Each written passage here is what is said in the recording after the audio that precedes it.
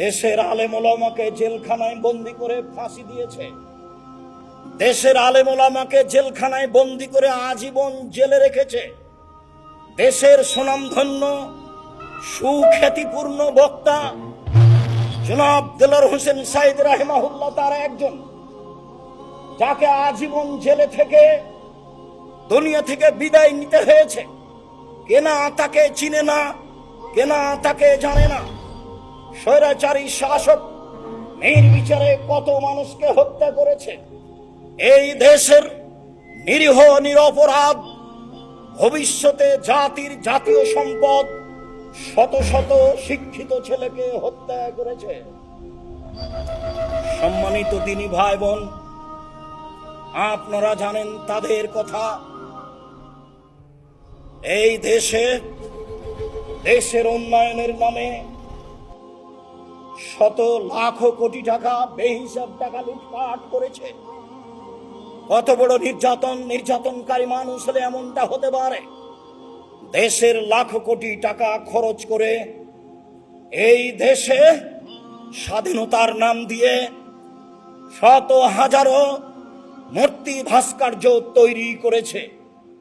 জুলুমের নাই শেষ, নির্যাতনের নাই শেষ, যা আপনারা অবগত আছেন। পৃথিবীর মানুষ জানে নির্বিচারে বহু মানুষকে হত্যা করেছে, ক্রস ফায়ারে বহু মানুষকে হত্যা করেছে, বহু মানুষকে গুম করে অন্যায়ভাবে ন্যাক্কারজনক, নোংরা, অশোভনীয়, ঘৃণিত পদ্ধতিতে হত্যা করেছে। সিলেটের বিত্তশালী সুনামধন্য এমপি ইলিয়াস তার অন্তর্ভুক্ত। সম্মানিত দিনী ভাই বোন, কত মানুষকে হত্যা করেছে। তোমার শক্তির কাছে আশ্রয় ভিক্ষা কামনা করে বলছি, তুমি সব কিছু করতে পারো। আমাদের যারা মারা গেছে তুমি তাদের কবরের শাস্তি মাফ করো।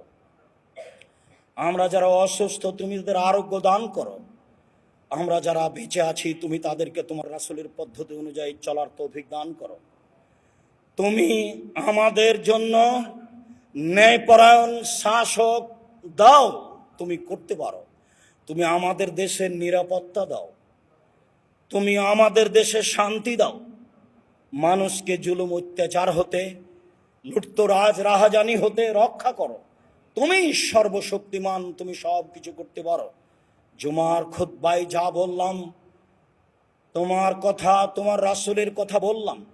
আমরা সাধারণ মানুষ তোমার কাছে জোরালো দাবি রেখে যাচ্ছি, তুমি আমাদের এই দাবি দাওয়া কবুল করো।